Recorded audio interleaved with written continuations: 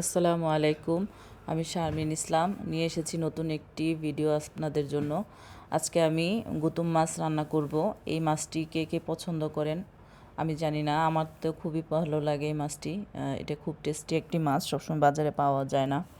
আমি গুতুম মাছ নিয়ে নিয়েছি, আমি ভুনা করব তাই নিয়ে নিয়েছি পেঁয়াজ কুচি আর কাঁচামরিচ অনেকগুলো করে ফালি করে নিয়েছি। আমি মাছটা বেসিক্যালি কাঁচামরিচ দিয়ে রান্না করব। আর হচ্ছে হলুদের গুঁড়া, মরিচের গুঁড়া আর ধনিয়ার গুঁড়া আর লবণ আর হচ্ছে ধনেপাতা কুচি। আর রান্নার জন্য লাগবে সাদা তেল। আমি কড়াইয়ে সাদা তেল ঢেলে দিলাম। সাদা তেল দেওয়ার পরে আমি তেলটা গরম হলে দিয়ে দিব পেঁয়াজ কুচি। আমি এখানে 1 কাপের মতন পেঁয়াজ কুচি দিয়ে দিব। পেঁয়াজ কুচিটা দেওয়ার পরে আমি পেঁয়াজ কুচিটাকে তেলের মধ্যে ভেজে নরম করে নিব। পেঁয়াজ কুচিটা কিছুক্ষণ নেড়ে চেড়ে আমি নরম করে নিচ্ছি। পেঁয়াজটা আমি লাল লাল করব না, বাদামি কালার করব না, জাস্ট নরম হওয়া পর্যন্ত। এরপরে দিয়ে দিব একটু রসুন বাটা। আমি মাছের তরকারিতে রসুন বাটা দিই, আগে দেখানো হয়নি উপকরণের সময়। আমি একটু রসুন বাটা দিয়ে ভালো করে করে নিলাম, মিশিয়ে নিলাম। রসুন বাটাটা একটু ভাজা ভাজা করে নিলাম। সামান্য একটু মরিচের গুঁড়া আর হচ্ছে ধনিয়ার গুঁড়া, হলুদের গুঁড়া আর লবণ টেস্ট স্বাদ অনুযায়ী। এখন দিয়ে দেবো একটু ধনিয়ার গুঁড়া আর স্বাদ অনুযায়ী লবণ। এই অল্প উপকরণ দিয়েই আমি আজকে মাছটা ভুনা করব। মশলা সব দেওয়া হয়ে গিয়েছে। আমি মশলাটা যাতে পুড়ে না যায় তার জন্য সামান্য একটু পানি দিয়ে দিলাম।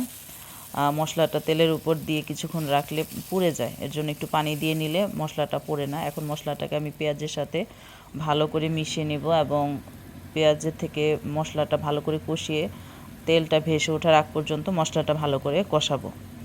যে কোনো ভুনা মাছে এই যে স্বাদ অনুযায়ী একটু লবণ দিয়ে দিলাম। আমি আগে যে লবণটা দিয়েছি আমার কাছে কম লেগেছে, তার জন্য আরেকটু দিয়ে দিলাম।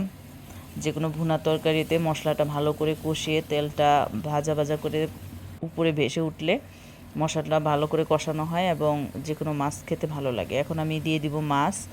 আমি কেটে ধুয়ে যে গুতুম মাছগুলো রেখেছিলাম সেই মাছগুলো দিয়ে দিচ্ছি। আমাদের এখানে গুতুম মাছই আমি এই নামেই চিনি এই মাছটাকে, আপনারা কে কী নামে চিনেন জানি না। আর আমি যে কাঁচামরিচ ফালি করে রেখেছিলাম সেটা দিয়ে দিলাম। এই মাছগুলাতে বা যে কোনো ছোটো মাছে কাঁচামরিচটা বেশি করে ফালি করে দিলে ঘ্রাণটা আসে কাঁচামরিচের এবং খেতেও খুব টেস্টি হয়।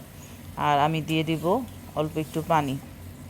মাছটা মশলার সাথে ভালো করে মিশিয়ে আমি ঢেকে দিব।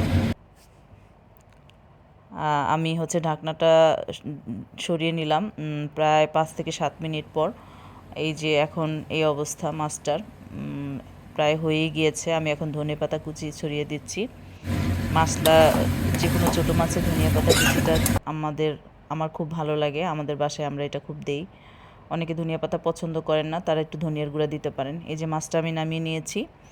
আমার তৈরি হয়ে গেছে সুস্বাদু গুতুম মাছের রান্না।